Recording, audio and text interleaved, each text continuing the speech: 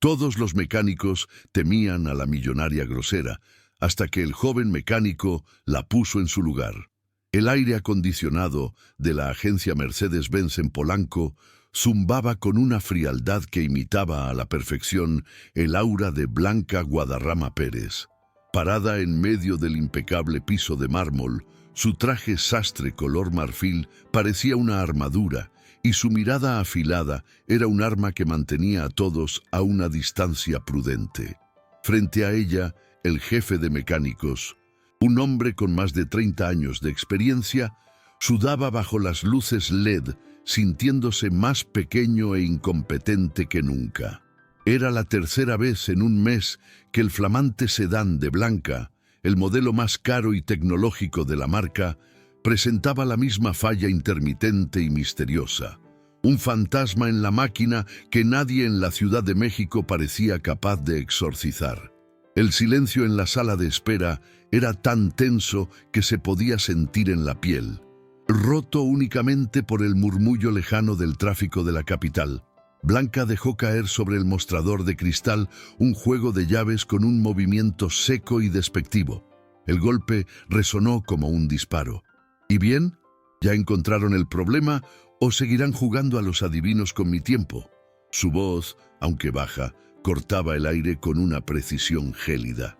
El hombre tragó saliva, ajustándose el cuello de su uniforme.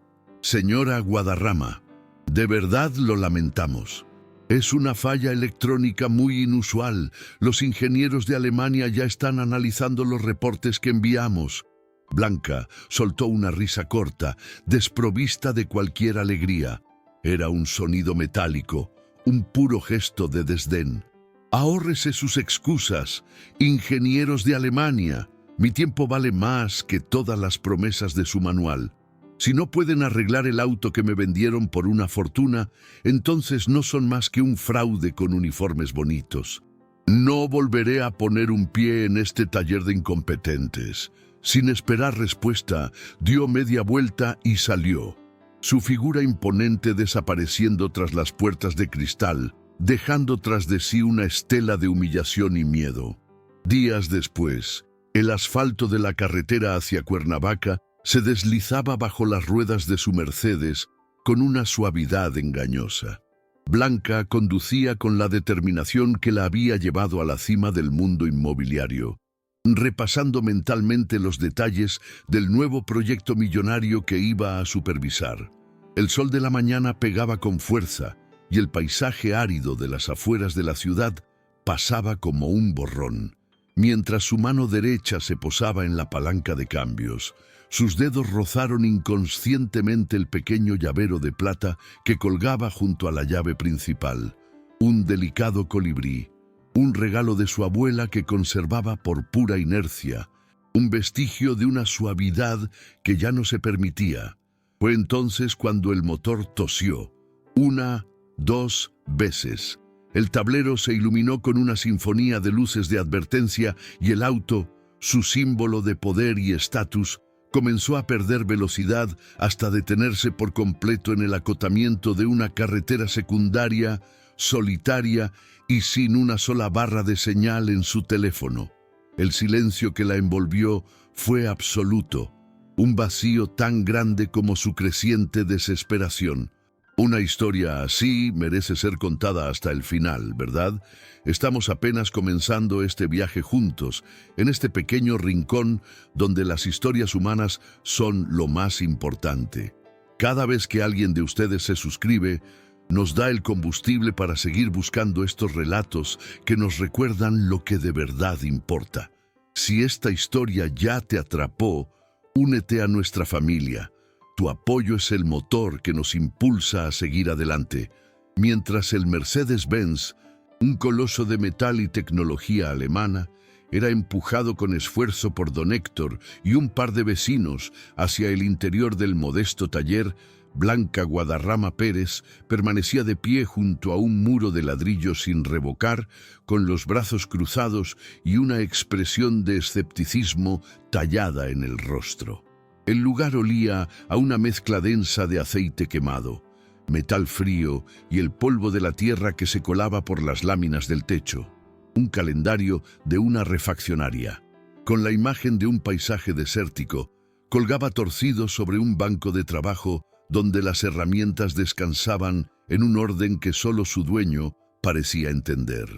Blanca, acostumbrada a las salas de espera impecables de las agencias de Polanco, con café de cortesía y revistas de lujo, sentía que cada minuto en ese lugar era una afrenta directa a su estatus. El sol de la tarde caía a plomo, calentando el aire y haciendo que el sudor se pegara a su costosa blusa de seda. Fue entonces cuando Joaquín Núñez Santiago salió de la pequeña fosa de revisión, limpiándose las manos con un trapo que había sido blanco en otra vida. No era alto ni imponente, pero se movía con una calma que desarmaba. Sus ojos, serenos y profundos, la examinaron sin rastro de intimidación ni de servilismo. Simplemente la vio como a una persona con un problema, no como la temida empresaria que era. Blanca, preparada para lanzar su primer dardo de arrogancia, se encontró con que no había un blanco donde clavarlo. Él simplemente asintió con la cabeza, un gesto de respeto profesional, y caminó hacia el capó del coche. El silencio que se instaló fue más pesado que cualquier discusión, porque en ese silencio el poder de Blanca parecía disolverse, volverse irrelevante frente a la silenciosa competencia de aquel hombre. «Déjeme ver qué tiene la máquina», dijo Joaquín, y su voz era tranquila, sin pretensiones. Abrió el capó con un movimiento fluido y sus manos, callosas pero ágiles, comenzaron a moverse entre el complejo laberinto de cables y mangueras. Blanca lo observaba, esperando el momento de duda, el titubeo que le confirmara que había cometido un error al confiar en un mecánico de pueblo. Pero ese momento no llegó. En lugar de eso, vio a un experto en su elemento, sus dedos leyendo el motor como si fuera un texto en braille. Después de unos minutos, él levantó la vista, no hacia ella, sino hacia el interior del motor, como si estuviera escuchando un secreto. La seguridad con la que se movía era desconcertante, una autoridad natural que no necesitaba gritos ni amenazas para imponerse.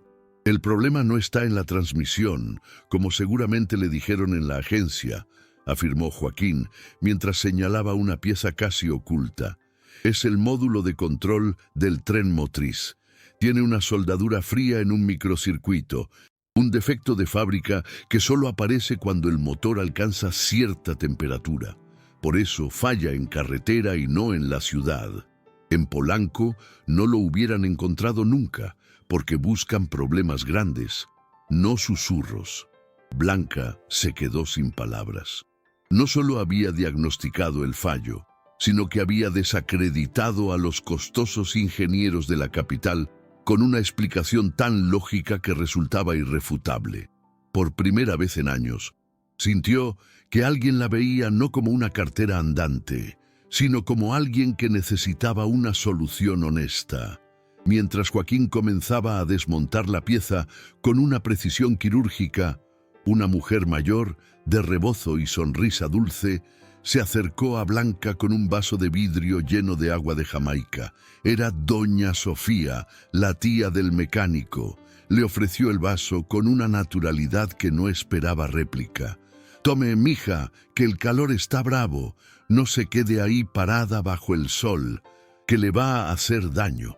Blanca, que no estaba acostumbrada a que nadie la llamara mija ni se preocupara por su bienestar de forma tan genuina, aceptó el vaso casi por inercia. El agua estaba fría y dulce, un alivio inesperado en medio de la tarde polvorienta.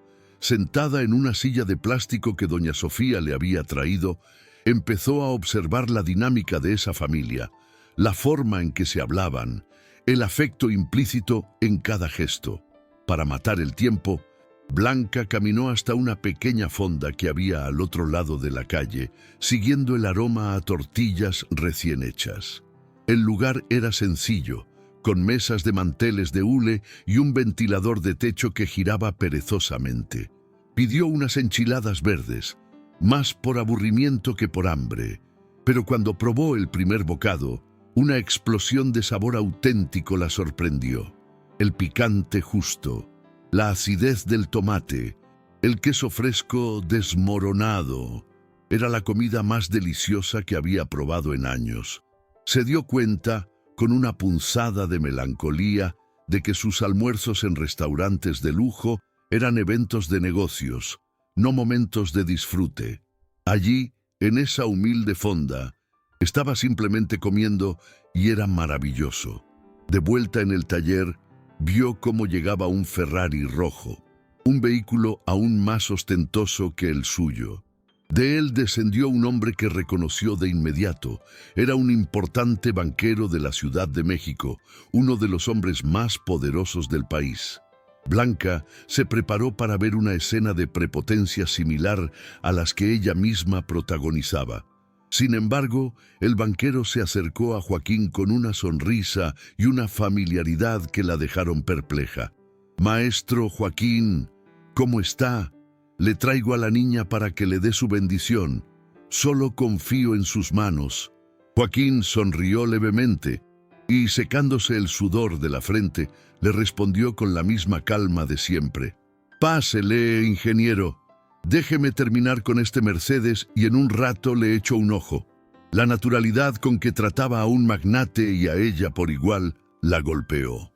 Joaquín no medía a las personas por su dinero, sino por el problema que tenía su motor. Al final de la tarde, el Mercedes-Benz volvió a la vida. El sonido del motor era perfecto, suave y potente.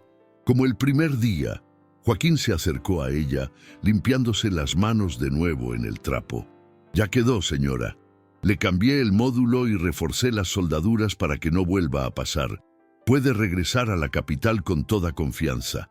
Cuando Blanca preguntó por el costo, la cifra que él le dio era ridículamente baja, menos de una cuarta parte de lo que le habían cotizado en la agencia por un diagnóstico incorrecto. Al buscar en su cartera, se dio cuenta con horror de que no traía suficiente efectivo. Su mundo, basado en transferencias electrónicas y tarjetas sin límite, se desmoronó en ese instante. Sintió una oleada de vergüenza. «No tengo cómo pagarle todo ahora mismo», admitió, con la voz más baja de lo habitual. Esperaba una mirada de desconfianza, una exigencia, quizás una humillación, pero Joaquín simplemente se encogió de hombros. «No se preocupe, págueme lo que traiga y cuando llegue a su casa me hace el favor de depositar el resto. Su palabra es suficiente para mí». Esa frase, «su palabra es suficiente», la desarmó por completo. En su mundo de contratos, abogados y cláusulas, la palabra de una persona no valía nada, y sin embargo, este hombre, a quien acababa de conocer y a quien había tratado con desdén, le estaba ofreciendo una confianza que nadie le había dado en mucho tiempo. Le entregó el dinero que tenía y él lo aceptó sin contarlo, guardándolo en el bolsillo de su overol. Cansada y emocionalmente agotada, decidió no conducir de noche. Don Héctor le recomendó un pequeño hotel en el centro del pueblo. La habitación era modesta, con una cama de sábanas limpias y una ventana que daba a la plaza principal. No había minibar, ni servicio a la habitación, ni televisión de plasma. Pero había algo más, una sensación de paz. Esa noche, caminó por la plaza, observando a las familias pasear, a los niños correr. Compró una quesadilla de flor de calabaza a una anciana llamada Doña Lupita, quien le sonrió como si la conociera de toda la vida. Por primera vez en más de una década, Blanca durmió profundamente sin necesidad de pastillas. Soñó con el sonido de un motor reparado y con los ojos serenos de un mecánico que veía más allá del dinero y del poder. A la mañana siguiente, después de depositar el dinero restante en la cuenta de Joaquín, regresó al taller para agradecerle personalmente. El lugar estaba en calma. Doña Sofía le ofreció un café de olla y le contó, con orgullo, que su sobrino no estaba. Anoche, la hija de una vecina había tenido un ataque de asma muy fuerte y, como la única ambulancia del pueblo estaba descompuesta, Joaquín la había llevado en su propia camioneta hasta el hospital en Cuernavaca, esperando allí hasta la madrugada para asegurarse de que la niña estuviera bien. La historia la dejó sin aliento. Mientras ella construía un imperio para sí misma, él construía una comunidad, una vida a la vez, sin esperar nada a cambio. El contraste entre sus dos mundos era un abismo que ahora sentía la necesidad de cruzar. El viaje de regreso a Ciudad Azteca fue diferente.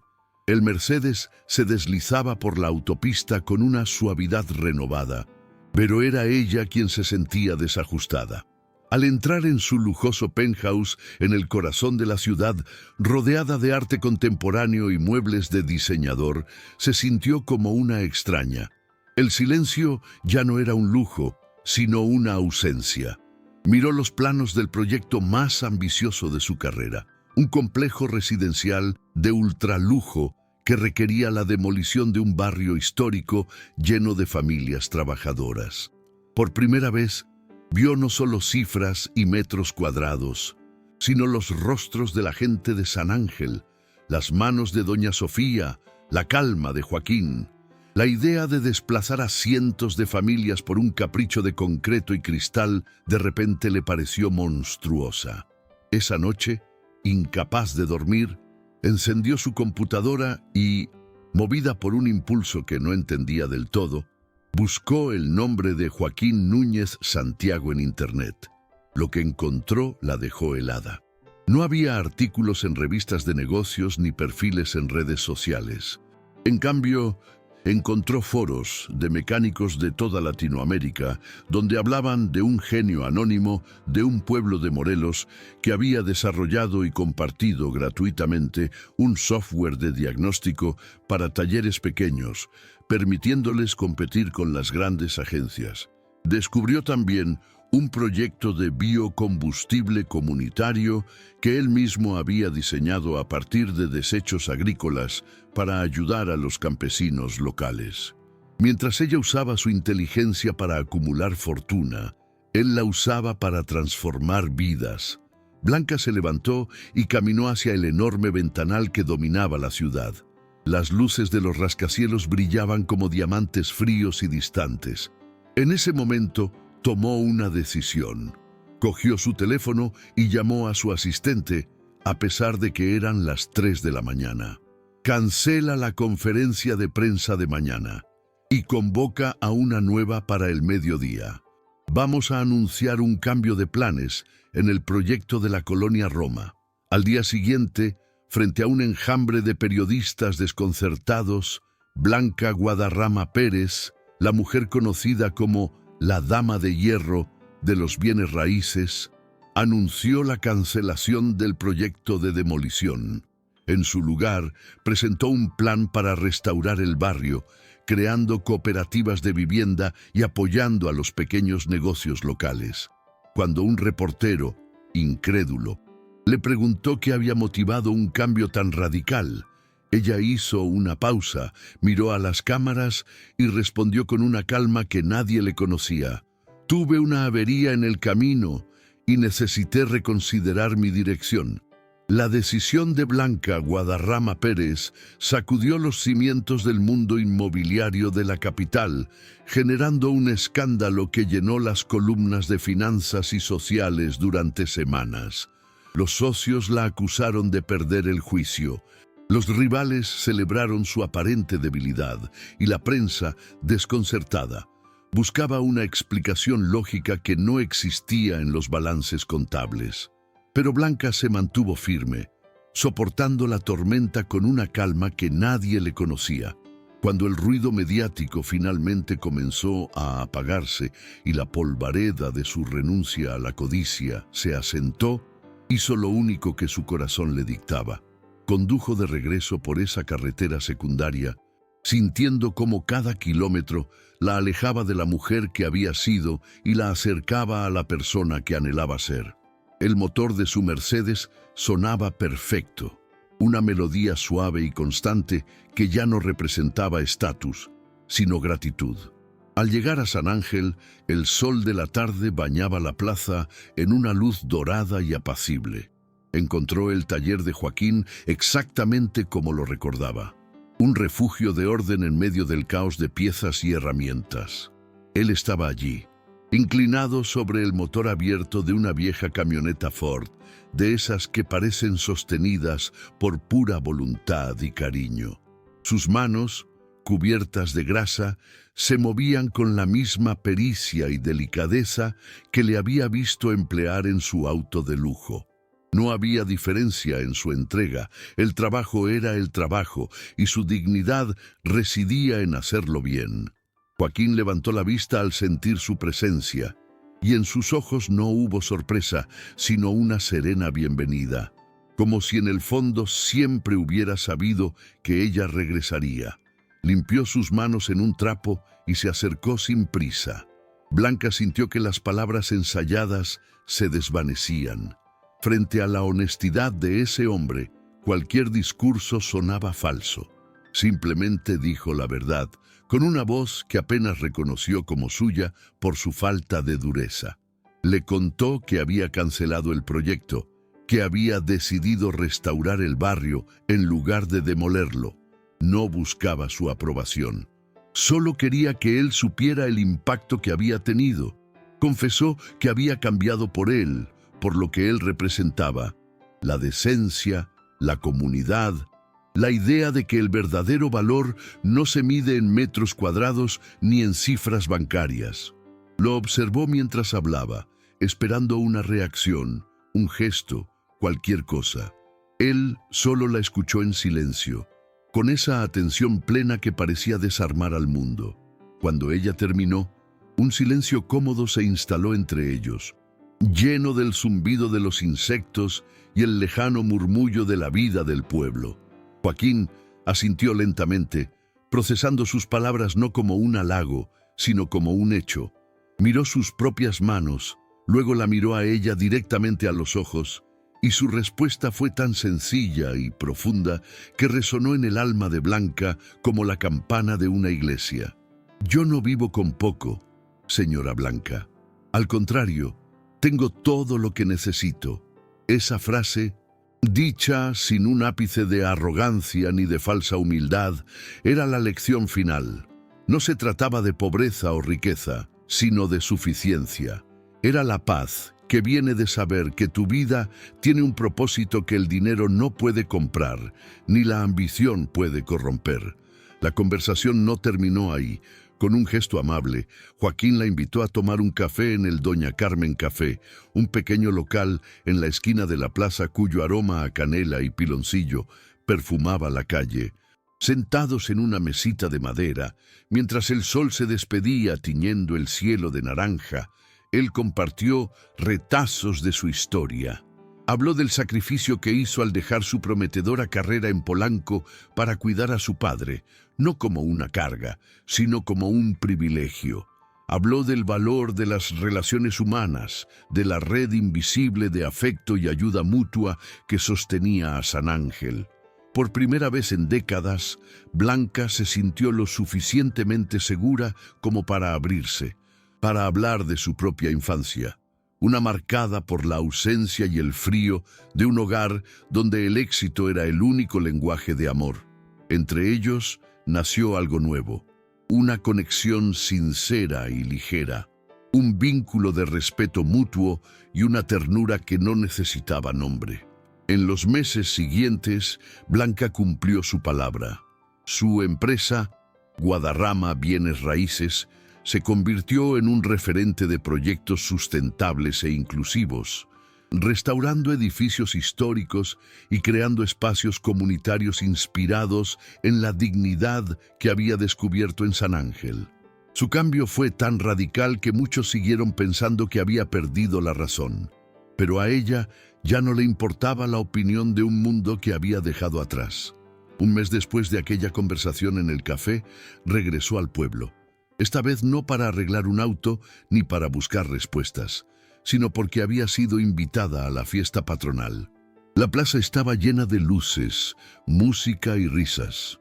Joaquín, al verla llegar, le sonrió con naturalidad y la guió entre la gente para presentarla. Se acercaron a un grupo donde estaban don Héctor, doña Sofía y otros rostros que ella recordaba vagamente. Joaquín puso una mano cálida en su hombro y dijo, con una sencillez que era todo un manifiesto: les presento a Blanca. Es una amiga que nos visita de la capital. Nadie la llamó la millonaria. Nadie la trató con la reverencia temerosa a la que estaba acostumbrada. Era simplemente Blanca, una amiga. Por primera vez en su vida no era un título, ni un poder, ni una cuenta bancaria. Era una persona entre personas, compartiendo el espacio, la alegría y la comida. Le ofrecieron un plato con tamales y un vaso de agua de Jamaica, y ella lo aceptó con una gratitud que le anudó la garganta. Mientras la música de un conjunto norteño llenaba el aire y las familias bailaban con una alegría genuina, Blanca entendió que había encontrado algo que todo su dinero y poder jamás podrían haberle comprado: un lugar al cual pertenecer. El sol se ponía lentamente detrás de la vieja iglesia de San Ángel, pintando el cielo con los mismos colores cálidos que había visto en su primera visita. Joaquín se acercó y le sonrió, un gesto que no pedía nada y lo ofrecía todo. En ese instante, bajo la luz del crepúsculo, Blanca Guadarrama Pérez comprendió que su verdadera y más grande conquista no había sido un contrato multimillonario ni un edificio imponente, sino la humilde y extraordinaria oportunidad de tener un nuevo comienzo. Y así, en el corazón de San Ángel, bajo el mismo sol que doraba los adobes de las casas sencillas, la historia de Blanca no terminó, sino que apenas comenzaba a escribirse con una tinta diferente, una de humildad, propósito y afecto genuino. Su verdadero imperio no se levantaría sobre cimientos de concreto y acero, sino sobre los lazos invisibles que ahora la unían a una comunidad que la había recibido sin juzgarla. Gracias de corazón por acompañarnos hasta el final de este viaje. Cada relato que compartimos es un puente que construimos juntos, y nos conmueve profundamente saber desde qué rincón del mundo nos escuchan. Les invitamos a dejar un comentario contándonos desde qué ciudad o pueblo nos acompañan y qué parte de esta historia tocó una fibra sensible en su corazón. Leer sus palabras es lo que da sentido a nuestro trabajo. Sabemos que detrás de cada pantalla hay una persona con sus propias luchas, sus propias averías y sus propias búsquedas. Nuestro canal es un pequeño taller de historias donde intentamos reparar, aunque sea por un momento, la fe en la humanidad. Si este relato les ha llegado, les pedimos con toda la humildad que nos regalen un me gusta y que consideren suscribirse para no perderse ninguna de las historias que están por venir. Compartir este video con alguien que quizá necesite un recordatorio de que siempre es posible cambiar de dirección es el regalo más grande que pueden hacernos. Y para aquellos que sientan el deseo de apoyar nuestro trabajo de una manera más directa, el botón de gracias está ahí, como una mano amiga que nos impulsa a seguir adelante. A veces, el motor del alma también necesita una reparación urgente. A veces, una avería en el camino no es un final, sino una invitación a detenerse, a mirar a nuestro alrededor y a reconsiderar el mapa de nuestra vida. Que nunca nos falte la humildad para aceptar ayuda cuando estamos varados, ni la generosidad para ofrecerla sin esperar nada a cambio. En un mundo que nos exige correr sin descanso, quizá la mayor riqueza sea encontrar un lugar, como San Ángel, donde podamos simplemente ser sin títulos ni máscaras. Recuerden que no están solos en su camino. Cuiden mucho de sus corazones y de las personas que hacen de su viaje un lugar más cálido. Nos encontramos, con el favor de Dios, en la próxima historia.